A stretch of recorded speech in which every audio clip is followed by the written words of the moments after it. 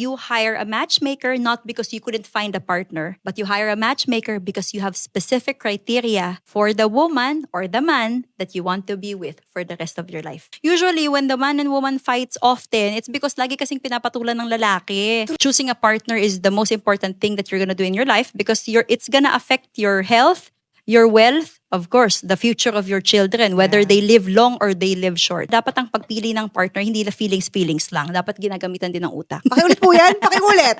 Ang pagpili ng partner, hindi feelings Feelings lang. lang. Gamitin natin ng utak.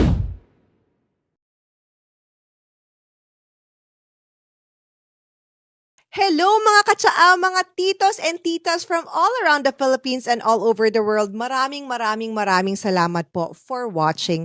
And though it might seem na mahabang aping episodes, do not worry because we encourage you to use our videos as your background audio while you are doing other things. Habang kayo ay kumakain, while doing your work, while you are doing your studies, sa commute nyo po, sa pagmamaneho nyo po, habang kayo ay gumagawa ng mga iba't ibang gawaing bahay, please enjoy our videos. And also, we encourage you to watch our previous episodes. I-binge watch nyo po sila.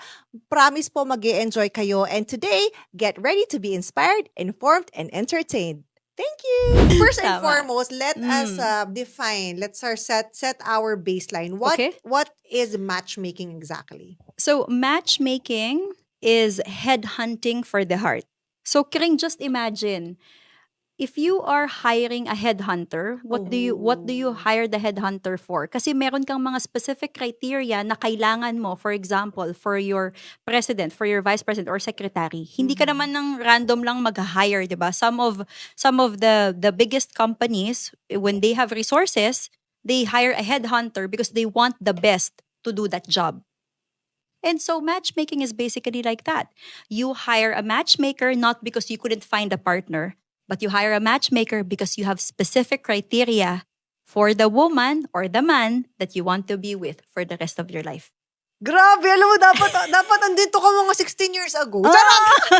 Wag na, masaya ka na. Happy talaga ako, happily married ako. Masaya ka na. Dyan, Kung alam mo lang kung gaano kahirap maghanap ng magiging super thankful ka that you found love at such an early age. Yeah, and also not even that, you found love and maintained it. Absolutely. And you just celebrated what? Over 10 years of marriage? 11 years, last November. My gosh. 12. Ibig sabihin, nalagpasan mo yung 3-year challenge, yung 7-year itch, yung sabi nilang 9-year challenges. Oo, may mga ganun. Yun yung mga either you make it or break it years. As in? So you've gone through that. We did. Yes, But you'll be surprised. We actually don't fight a lot, me and my husband. You don't fight a lot? Talaga? Lalo na nung mag-boyfriend kami, we never fought talaga. Ibig sabihin, mas mahal ka ng lalaki. Thank God! Nakaganon siya, Naintindihan naman ni Jimmy, yes. Because ganon. Usually, when the man and woman fights often, it's because lagi kasing pinapatulan ng lalaki. True. Short yung patience sa babae. Pero kapag love na love niya yung babae, I mean, do I fight back with her or do I lose her or do I just shut up? They just shut up because they love you too much. Oh my God! Totoo yan. But it doesn't always mean that you are right, but they just love you more. Yes! I can feel it eh. Kasi kaya lang may sinasabi ako sa kanya, gawin natin to, sabi niya, tapos ayaw niya. Tapos biglang, hindi kasi ganyan, bahala ka. Oh, see? Swerte mo lang. Oo Swerte ka lang, baby girl. Oh my God! Naku, umpisa mo lang, parang ganda na ng topic natin. Okay, ang tanong ko sa'yo, Coach B. Sino ba yung mga kliyente mo? So, for matchmaking in the Philippines, unang-una, we just want to share that this is new sa country natin. Matchmaking is a common business in Western countries. Maraming matchmakers sa States. Doon ako nagsimula. Marami kami doon. But then when I started there, I was like, why would I do this with US matchmakers if in my own country, we don't have this kind of standard for choosing a mate, choosing a partner. So my goal was to bring that concept here in the Philippines and also to educate the Filipino people, including myself, because I am also a Filipino, that choosing a partner doesn't have to be kung sino yung una mong nakita, papakasalan mo. Kung sino yung nireto sa'yo, yung pinakamalapit, yun ang pipiliin mo. It's basically understanding na your partner will be the most important, choosing a partner is the most important thing that you're gonna do in your life because it's gonna affect your health, your wealth, of course, the future of your children, whether Yeah. they live long or they live short. So it's educating people na dapat ang pagpili ng partner, hindi na feelings lang. Dapat ginagamitan din ng utak. Pakiulit po yan, pakiulit. Ang pagpili ng partner, hindi feelings lang. Gamitin natin ng utak, hindi yun lang, nether regions lang ang papairalin Yes, natin. absolutely. Because if you care about your children, if you care about the future of your children, of course you have to be very careful in choosing a partner. Kasi kung nakakaisip ka, I want my children to live longer, then you choose a healthy partner. If you want your children to do well in business, then you choose a partner who can mentor and raise your children with a business background. So it's not just mag-anak tayo, bahala na kayo. But then mag-anak tayo, but I want my children to grow up as a good human being because their father or their mother is a person of value. Good Love values. That. My God. Wait, this is such an interesting topic. You know what? You mentioned that it's quite new in the Philippines. It's very very new. parang mas siya in Western. But you know, Absolutely. there's a lot in Korea. Yes. Uy, totoo. In Korea, ang daming matchmaker. In Yeah. Japan, ang daming matchmaker. In China also. China and then Singapore as well. Yeah, and it's just a matter of time. These matchmakers from Asia, they're gonna penetrate the Philippines. I was just very lucky to take the risk, and I'm calling it a risk because there's a reason why matchmaking companies are not starting in the Philippines. Because if you compare, and I'm gonna talk a little bit about the rates. Yes, if you yes. compare about the matchmaking fees in the States compared to what we are offering, man, ang layo. Because we do like Filipino rate compared there. Can I ask? And, Would you be able to give us So we could give you a ballpark and maybe a profile of the clients that we're working with. Yes, please. Matchmaking is not for everyone. It's for people who has cushion money. So if you are in a survival mode, I don't want to take your money because I don't want to be super duper pressured that this is the last money in your bank account. Don't want that. We want people who kind of figured out already a way to make money, that their new priority in their life is to find the man or the woman that they're looking for. So it's basically investing in your future relationship. That's right. And also, so magkano nga? So we're talking about 6 figures for USD? for the matchmaking. So hindi hindi talaga siya for everybody, but then we're talking about your future family here. So we're nothing like, Tinder and dating apps because we lower the risk, no scams, no gold digging. We want to make sure that you guys are aligned in terms of what you're looking for. Hobbies, vices, even we do some sort of like background checks as well. Because, my gosh, pag nagkamali ka talaga ng pagpili ng partner mo, and of course, if you get pregnant or if you end up marrying that person and they don't have good family background, good family values, you are stuck with them forever and you will suffer for the rest of your life. They don't want that. So we take care of that for them, especially when they are very, very busy professionals. Na, I don't want my face on dating apps. I don't want to go out every Saturday. Coach V, can you just take care of the logistics and just call me when I already have a date on a Saturday night, which we arrange everything for them. Alam mo, may sawa na ako, pero parang ang saya niyang gawin. I mean, like the experience of it. The experience of it. Absolutely. And not only that they can find their potential life partner, this is a self-development journey in a sense that after you go on a date, usually kapag ikaw lang, pag nawala yung kadate mo, wala ka ng idea, bakit sila nag-ghost? Anong ginawa ko, 'di ba? A lot of overthinking. We save our client from that because the next day after your date, we already have a feedback. Alam na namin if that's worth pursuing a second date or not. We already know what she liked and what she didn't like about you. Because we get that feedback from your previous dates. We communicate that to you so you can work on your blind spot and you can strengthen your strengths in dating. So it's a basically self-development investment that you're doing. But it's just called matchmaking because there's also an intent to find you a potential partner. Yes. Then how do you find your the male Yeah. clients? And I know that most of them are mga AFAM.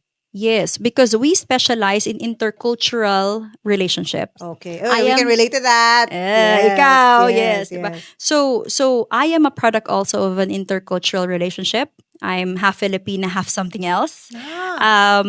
I also grew up in a household wherein my grandma is Chinese, married to a Filipino. So Oh. so understanding different culture has been part of me ever since. Also, I feel like it's my contribution to world peace. Hulaan mo kung paano. Bakit?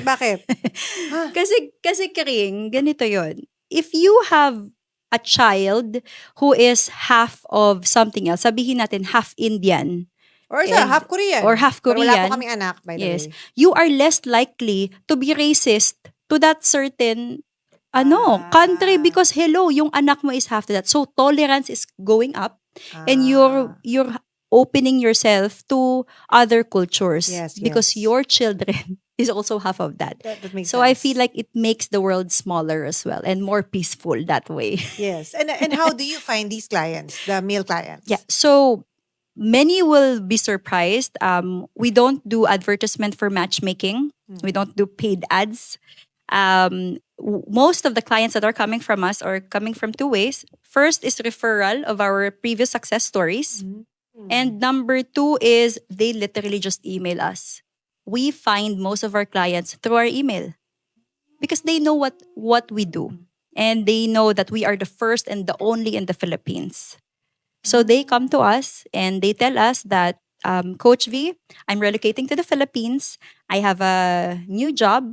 I'm being posted as a diplomat, or I want to take a chance in finding a Filipina wife because my friends in the United States are married to Filipina and they have a happy marriage and they have a Oh. very family-oriented family. So they're also hoping that they would find a family-oriented Filipina, and that is one of the top traits that we are really Looking sought. for. Yes, very family-oriented, and we can talk about the second one later. And later. how do you find your Filipina women? I know. So Nako! Ayan, makinig kayo. I-record nyo na to. so since we are we've been operating Kring for more than 10 years. Wow! It's been a Yes. while. Although most of that years I was just doing it initially as a hobby, not really as a business. It was just this past few years that a TV network station discovered me, so we started talking about it on mainstream TV, on social media. Na nalalaman nila that Coach V, matchmaker yan ng mga high end or high value na foreigner. Oh, yeah. And yeah. it's not because that's high, because matchmaking is a luxury service. It is. And the people who can only afford that are people who, again, have caution money. It's not like money na they will be scared to lose, but it's basically like money that they wouldn't mind losing. losing. Or spending. Because they've built a business and they'd rather focus on building a business than looking for a date. Wow. So I want you to be richer. I'll take care of that date so you don't have to think about your love life. Just tell me when you are available and I will organize the dates for you. So you can, again, most of your energy goes to building your empire. So Okay. that's what we take care for them. Okay. And how do you find the Filipino women? So the Filipina women, since they already know that we only accept high-level AFAM and AFAMs with provider mindset. When an AFAM says, I want a Filipina because I want them to cook, to clean, and also to pay half of the bill. I was like, I'm sorry, I don't need you. Go away. I don't like that because I also want to change the stigma in the abroad na Filipinas are, like foreigners, fat, old, coming to the Philippines, looking yeah, for yeah, a Filipina from a poor province. Yeah. Tapos aalilain. We're not gonna do that because what they do not see on TV, there are so many single, successful, pretty and fit Filipinas in our country. That's Okay. not being featured on TV, and that's not even can be seen on Google when they search Philippines. My love, a lot of my clients, when they come to the Philippines, they're like, oh, when I see Makati, BGC, and some of the areas, they're like, we don't see this. When we Google about Philippines, we see slums. It's That's like, I true. know, right? That's why you do not listen to foreigners who haven't been to the Philippines and start judging about Filipinas. I invite you, come here first, Yeah. be in the right circle, and maybe you will change your mind about Filipinas. So how do we find our Filipinas? We have a database with over 3,000 ladies.